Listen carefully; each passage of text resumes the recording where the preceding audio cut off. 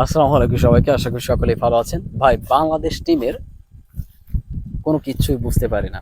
বিশ্বাস করেন, এত কঠিন বাংলাদেশ টিমকে বোঝা, মানে কোনোভাবেই বুঝে উঠতে পারি না কোন দিন কি হয়।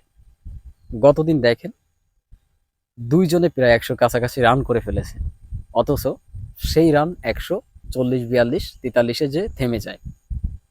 আচ্ছা, এটা বাদ দেন, বাংলাদেশের টিম সিলেকশন নিয়ে একটু কথা বলেন। এই যে আপনার আফিফ হোসেন ধ্রুব, একই সাথে আপনার যে ইমনকে নিয়েছিল, ওপেনার ইমন, এদেরকে না খেলিয়ে কেন বাদ দেওয়া হলো ভাই? বাংলাদেশ টিমে ঢুকার আগেই তারা বাদ। মানে আপনি সিলেকশন করে তাদেরকে নিয়ে আসলেন, তাদেরকে নিয়ে এসে 15 সদস্যর ভিতরেও রাখলেন, তাদেরকে এক ম্যাচও খেলালেন না, এর ভিতরে তারা বাদ পড়ে গেছে। মানে কোন সিস্টেমে এটা হয় বুঝতে পারি না।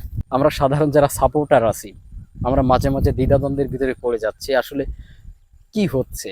মানে আমরা তো মেন্টালি প্রেসারে আছি যে কখন কি হচ্ছে বাংলাদেশ টিমে, মানে এটা বোঝা খুবই বেহাল।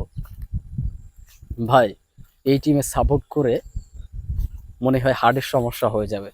সকলেই সাবধান থাকবেন, টিম সিলেকশন নিয়েও সকলে সাবধান থাকবেন। আপনি যদি একটু দেখেন, শান্ত যে পারফরমেন্স, শান্তকে বাদ না দিয়ে মাহমুদুল্লাহকে বাদ দেওয়া হলো। পজিশন নিয়ে একটা ইস্যু আছে, বুঝলাম, কিন্তু এইখানে এই পজিশনটা কভার করা যেত, কারণ সাকিব আল হাসান যেহেতু দলে অন্তর্ভুক্ত হয়েছেন, নাজমুল হাসান শান্তর জায়গায় সাকিব আল হাসান খেলতে পারতেন। উনি তো ক্যাপ্টেন, উনি রান্না করলেও থাকবেন।